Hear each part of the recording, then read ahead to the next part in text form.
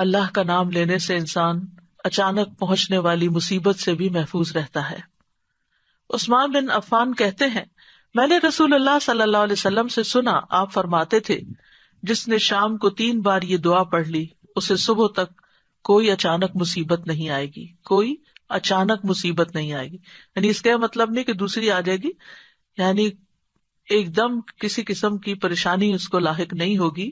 اور وہ دعا ہے، بسم اللہ الذی لا یضر مع اسمہ شیء فی الارض ولا فی السماء وہو السمیع العلیم۔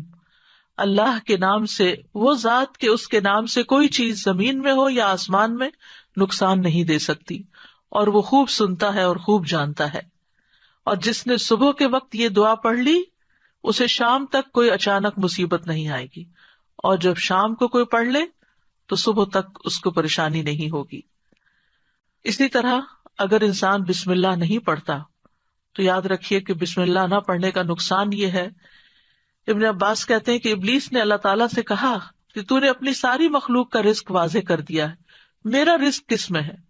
تو اللہ تعالیٰ نے فرمایا، ہر اس چیز میں جس پر میرا نام نہ لیا جائے۔ تو گویا جس چیز پر ہم اللہ کا نام نہیں لیتے وہ رزق پھر شیطان کے حصے میں چلا جاتا ہے، گویا ہم اپنے دشمن ہی کو فیڈ کرتے ہیں۔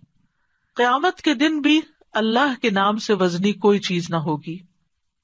پھر اسی طرح یعنی اس دعا کے پڑھنے کے مواقع کون کون سے ہیں؟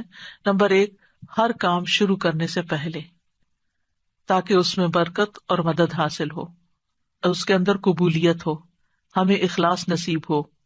پھر خاص طور پر کھانا کھانے سے پہلے حضرت عائشہ کہتی ہیں کہ رسول اللہ صلی اللہ علیہ وسلم نے فرمایا، جب تم میں سے کوئی کھانا کھانے لگے تو چاہیے کہ اللہ تعالیٰ کا نام لے، پھر اگر شروع میں اللہ تعالیٰ کا نام لینا بھول جائے تو چاہیے کہ یوں کہے، بسم اللہ اولہ و آخرہ، اللہ کے نام سے اس کھانے کے شروع میں اور آخر میں بھی۔ پھر اسی طرح لباس اتارتے وقت بسم اللہ پڑھنی چاہیے۔ انس رضی اللہ عنہ سے روایت ہے کہ نبی صلی اللہ علیہ وسلم نے فرمایا، جنوں کی آنکھوں اور بنی آدم کی شرمگاہوں کا پردہ یہ ہے کہ جب ان میں سے کوئی اپنے کپڑے اتارے تو بسم اللہ پڑھ لے، یعنی اتارنے سے پہلے پڑھ لے، تو جن اور شیاطین کی نظر نہیں لگتی۔ اسی طرح جب آپ بچوں کو کپڑے تبدیل کروا رہے ہوں تو اس وقت بھی بسم اللہ پڑھ لیں۔ اسی طرح بیت الخلاء جاتے وقت یعنی اندر پاؤں رکھنے سے پہلے بسم اللہ پڑھ کے دروازہ کھولیں۔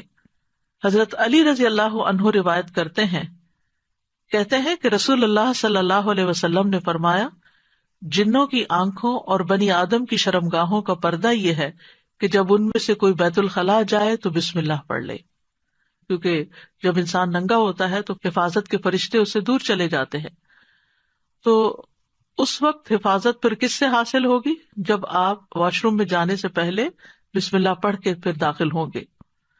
اسی طرح وضو سے پہلے ابو ہریرہ کہتے ہیں کہ رسول اللہ صلی اللہ علیہ وسلم نے فرمایا، لا صلاۃ لمن لا وضوء لہ ولا وضوء لمن لم یذکر اسم اللہ تعالی علیہ، کہ جس کا وضو نہیں اس کی نماز نہیں، اور جو شخص وضو کے شروع میں اللہ تعالیٰ کا نام نہ لے اس کا وضو نہیں۔ اب یہاں پر بعض لوگوں کو یہ پریشانی ہوتی ہے کہ ہم واش روم میں کھڑے ہوتے ہیں، وہیں سنک ہے، وہیں کموڈ ہے، تو پھر ہم بسم اللہ کس طرح پڑھیں؟ اس کے ایک تو یہ ہے کہ جب آپ وضو کی نیت سے جا رہے ہیں تو اندر داخل ہونے سے پہلے ہی پڑھ لیں اور جا کے ٹیپ کھول لیں اور اپنا وضو شروع کر دیں۔ دوسرا یہ ہے کہ آپ دل میں پڑھ لیں، لیکن اگر کوئی بھول گیا ہے تو جس وقت یاد آئے یعنی وضو کے دوران اس وقت بھی پڑھ سکتا ہے۔ پھر اسی طرح پڑھنا ہی بھول گیا تو اس کا کیا مطلب وضو ہوا ہی نہیں سرے سے، یا پھر یہ کہ اس کی اگر وضو نہیں ہوا تو کیا نماز ہی نہیں ہوئی؟ نہیں، اس کا مطلب یہ کہ اس کا وضو کامل نہیں ہوا۔